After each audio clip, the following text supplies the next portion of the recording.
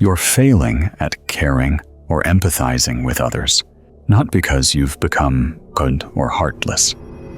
Here's the truth. You're exhausted. The damage caused by narcissistic abuse doesn't just disappear. It changes you.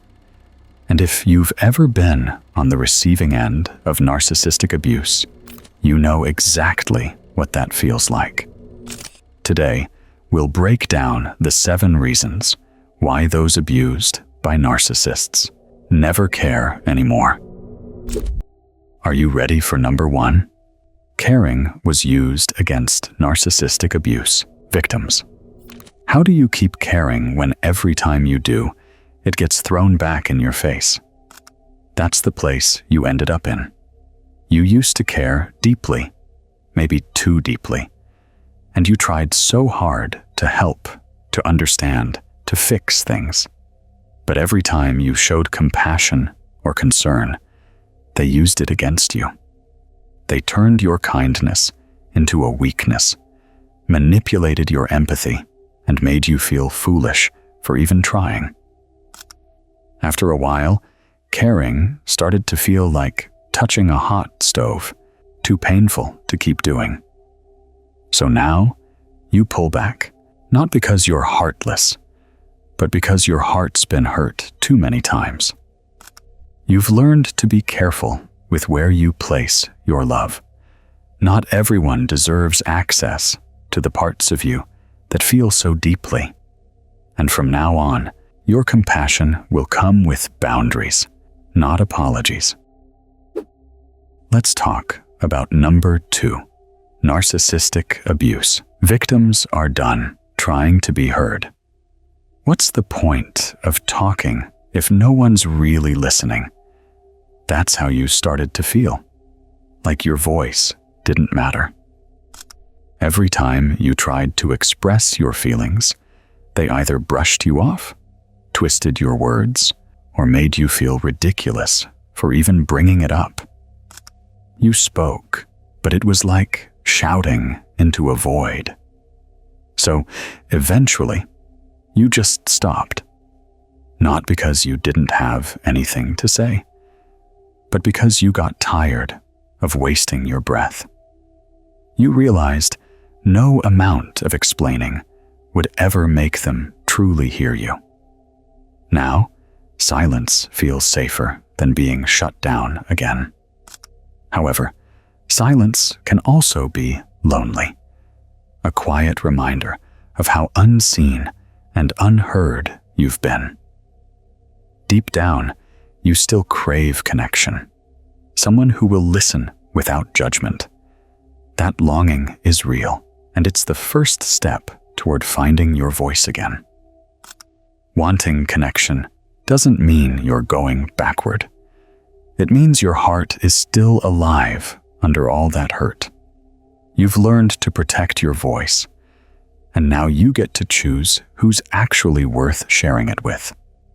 Not everyone deserves your truth, especially those who used it against you. But the right people, the safe ones, they'll make space for your words, and they'll listen like you've always deserved. Let's move on to number 3. Narcissistic abuse victims finally saw the pattern. Have you ever looked back and wondered how you didn't see it sooner? That's what it feels like when the fog starts to lift. After so many confusing moments, maybe something you read or someone you talked to helped it all finally make sense. You started connecting the dots, the love bombing, the gaslighting, the way they twisted your words, and suddenly, the whole picture became clear. You realized it wasn't love. It was control, manipulation, and emotional harm disguised as care. And in that moment of clarity, something inside you shifted. You stopped caring about pleasing them or keeping up the act, because now you knew the truth, and the truth set you free. It wasn't an easy freedom. It came with pain, loss, and the fear of stepping into the unknown.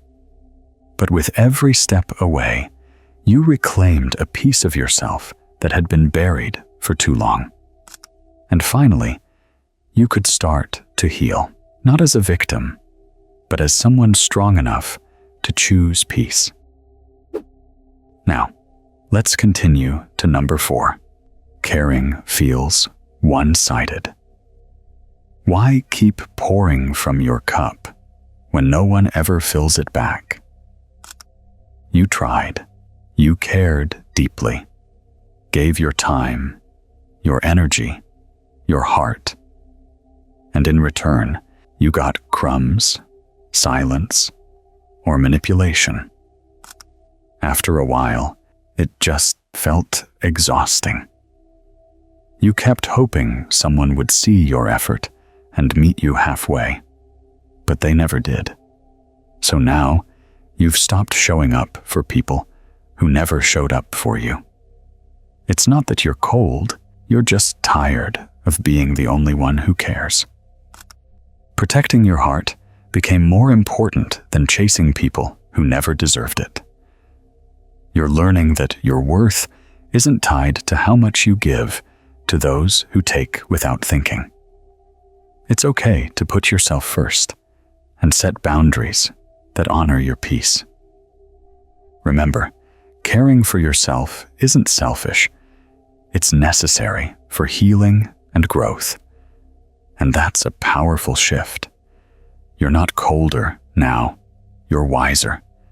You've realized that love without limits only works when both people respect each other. What you went through taught you the hard way that your energy is valuable, and it's okay to protect it.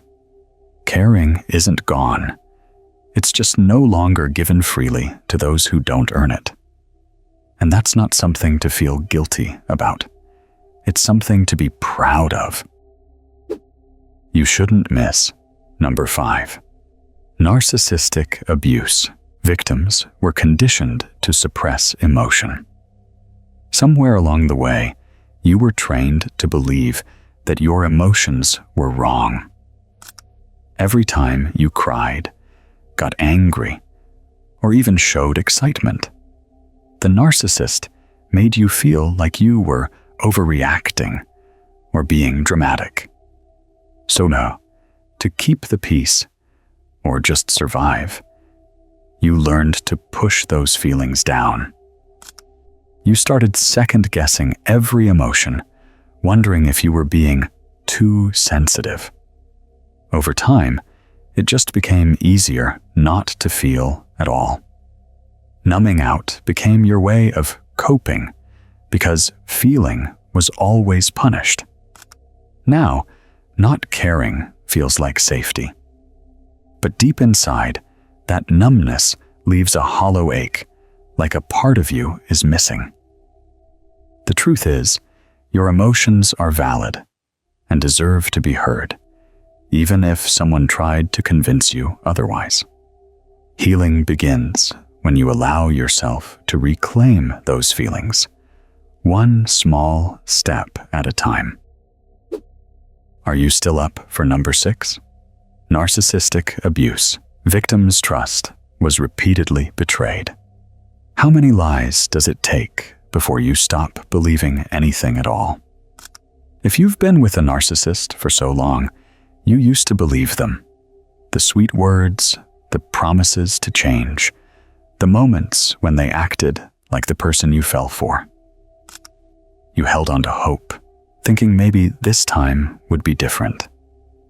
But over and over again, they broke that trust, sometimes in quiet ways, and at other times in cruel ones. After a while, you started to realize that the good moments were just part of the cycle. They weren't real. So now, it's like your heart builds a wall because it's too tired to keep breaking. You stop caring, not out of spite, but because it's the only way to stay sane.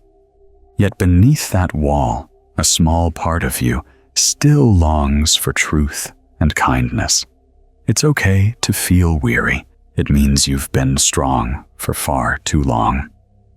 Healing will come when you finally let yourself believe in something real again. Finally, we're down to number 7. Narcissistic abuse. Victims are protecting energy. Have you ever felt so drained that even caring feels like too much work? That's where you're at now. After everything you've been through, the emotional ups and downs, the constant second-guessing, the mind games, you've realized that your energy is precious. You can't afford to waste it on people who just want to pull you back into chaos. So, you stop over-explaining, stop chasing closure, and stop trying to make them understand. It's not that you've gone cold, you've only gotten wise. Now, your peace of mind matters more than their approval, and protecting your energy has become your quiet form of self-respect. You no longer feel guilty for walking away from what drains you. You've learned that healing sometimes looks like distance and silence. And in that space, you're finally starting to hear your own voice again. If you've stopped caring after being hurt by a narcissist, it doesn't mean you're broken. It means you've been protecting yourself. Your heart got tired of being used, blamed, and misunderstood. It's not about becoming cold. It's about finally choosing peace over pain. Healing takes time, and learning to feel again is part of that journey. Just know you're not alone, and you're not wrong for feeling the way you do.